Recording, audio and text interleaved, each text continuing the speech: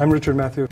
I am a professor in the Planning, Policy and Design Department. The research that I do looks at how environmental change, loss of forest cover, climate change, water problems, feeds back into our social system as security problems, as disease, as crime, as terrorism, as war.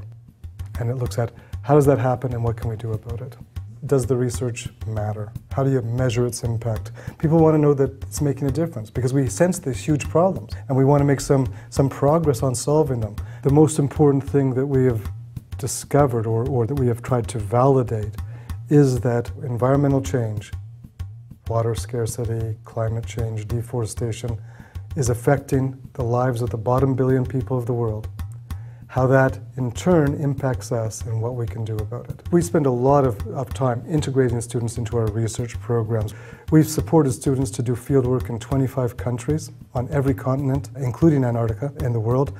We believe that if you're going to understand the world, you've got to get out there, you've got to visit these places, you've got to understand how to work in a team setting so that you can take on these types of challenges. We've had some successes that have come very quickly, and I think that's because the research that we're doing is finding a very, very sort of enthusiastic market. When I started working on the linkages between environmental change and violent conflict, that was funded mainly by the private sector here in Orange County. And that work caught the attention of the United Nations. The United Nations then said, can you frame that research in a way which will speak to practitioners? So I worked with practitioners to develop a synthesis of that research. I actually presented it, and the UN said, that's persuasive, we're going to integrate it into peace building.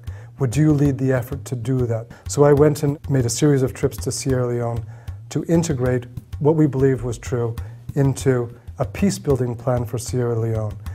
That peace building plan was presented to the donor community, it was funded, and this July the program began. So in the space of 2 years we went from some academic findings to a real-world program which has the potential to change the lives of 7 million people.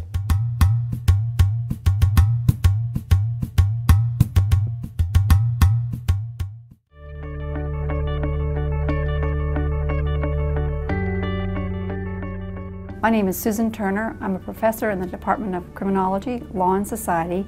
I also serve as the director of the Center for Evidence-Based Corrections. I'm particularly interested in the area I'm in now because we're here at the university and the university has a natural relationship with other state agencies. We work with people at the Department of Corrections who make policy. It gives you the feeling that by providing them information that you're actually able to move an agency in the right direction based on science, based on fact, to do a better job.